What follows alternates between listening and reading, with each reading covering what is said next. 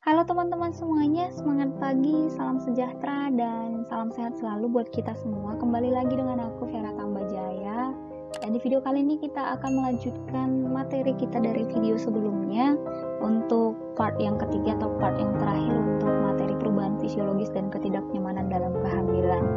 Oke, langsung aja kita ke materinya, ke poin selanjutnya, yaitu poin yang ke-18, kram pada kaki setelah kehamilan 24 minggu. Nah, dasar anatomis dan fisiologisnya ini terjadi karena peningkatan hormon progesteron, kemudian kenaikan berat badan ibu selama hamil, adanya tekanan uterus yang meningkat pada saraf, kemudian karena keletihan atau ibu terlalu aktif, dan bisa juga karena ibu kurang aktif atau kurang bergerak. Kemudian sirkulasi darah yang kurang ke tungkai bagian bawah, kemudian yang terakhir defisiensi kalsium dan fosfor.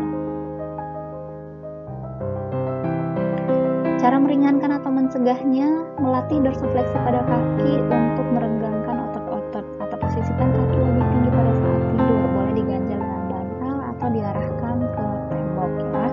Kemudian gunakan penghangat untuk otot, minum air putih yang cukup 2-3 liter atau 4 liter, kemudian hindari duduk dan berdiri terlalu lama, dan boleh mandi air hangat. Selanjutnya 19, panas perut atau heartburn. Nah, ini mulai selama trimester kedua, kemudian bertambah seiring dengan usia kehamilan dan hilang setelah persalinan. Dasar anatomis dan fisiologisnya ini karena produksi progesteron yang meningkat, kemudian relaksasi sphincter esophagus bagian bawah bersamaan dengan perubahan gradien tekanan sepanjang sphincter, kemudian kemampuan gerak serta tonus GI yang menurun, kemudian pergeseran lambung karena pembesaran uterus.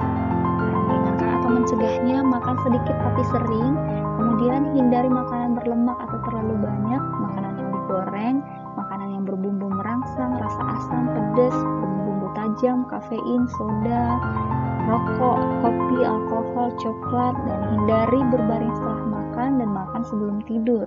Kemudian hindari minuman selain air putih ketika saat makan. Ke-20, varises pada kaki atau vulva. Nah, dasar anatomis dan fisiologisnya ini terjadi karena peningkatan hormon progesteron, kemudian kongestif vena pada bagian bawah yang meningkat sejalan dengan kehamilan karena tekanan uterus yang membesar, berdiri atau duduk bersila terlalu lama sehingga terjadi pelebaran pembuluh darah, bisa juga karena riwayat atau bawaan keluarga.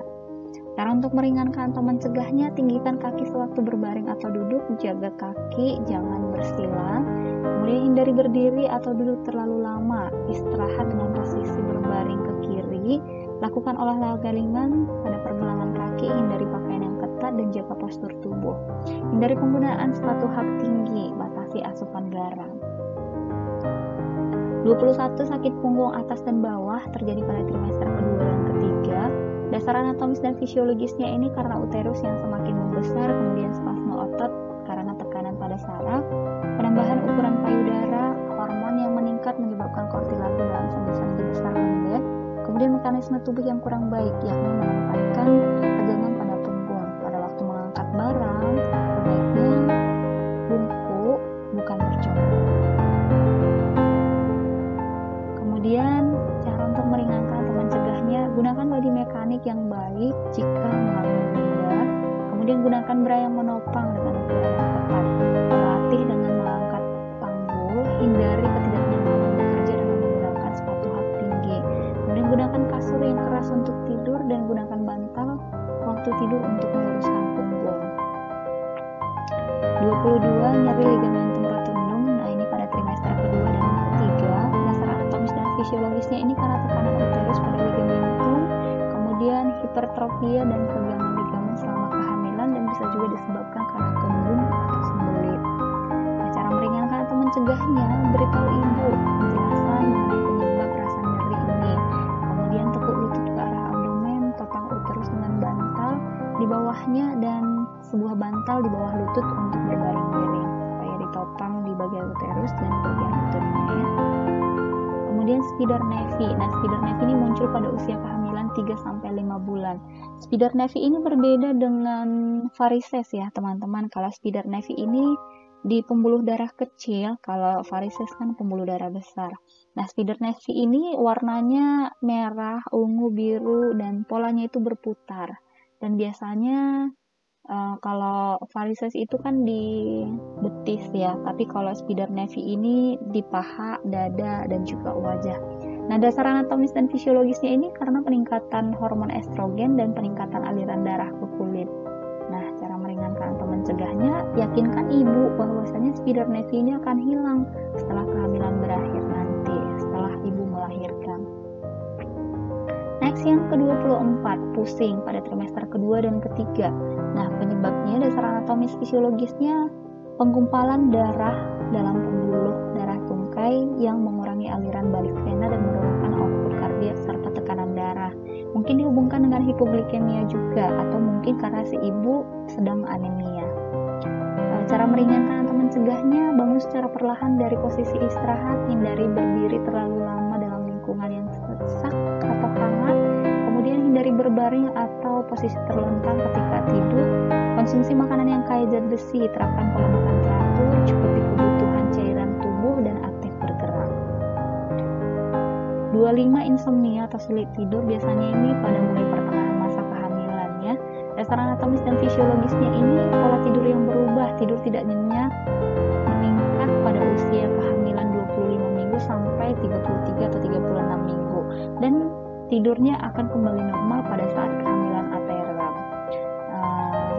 Penyebab si ibu juga sering bangun tengah malam, ini ketidaknyamanannya karena uterus yang sedang hamil, bisa juga karena nokturia atau sering buang air kecil pada saat malam hari, kemudian heartburn atau panas perut, kemudian sakit otot, dan kemungkinan dipicu oleh stres. Mungkin ini bisa juga karena psikologis si ibu ya, khawatir tentang bayinya, tentang persalinannya, jadi si ibu bisa stres atau ada masalah lainnya. Kemudian cara meringankan atau mencegahnya ini, gunakan teknik relaksasi, ajarkan si ibu teknik relaksasi, cara mengatur nafas, afirmasi positif, kemudian mandi dan minum minuman hangat sebelum tidur atau susu supaya ibunya lebih rileks. Kemudian lakukan aktivitas fisik atau olahraga di siang hari dan ubah posisi tidur. Yang terakhir, yang ke-26, keringat bertambah secara perlahan terus meningkat selama kehamilan. Dasar anatomis dan fisiologisnya ini kemungkinan akibat perubahan hormonal, kemungkinan peningkatan berat badan ibu selama hamil juga, dan aktivitas metabolik. Aktivitas kelenjar sebasea bisa juga karena kecemasan, bisa juga karena makanan dan minuman atau obat tertentu yang memicu keringat bertambah, memicu ibu banyak keringat. Kemudian cara meringankan atau mencegahnya, tingkatkan intake cairan, mandi atau berendam secara teratur, kemudian gunakan pakaian yang menyerap keringat, hindari makanan dan minuman yang membuat keringat berlebih atau merangsang keringat.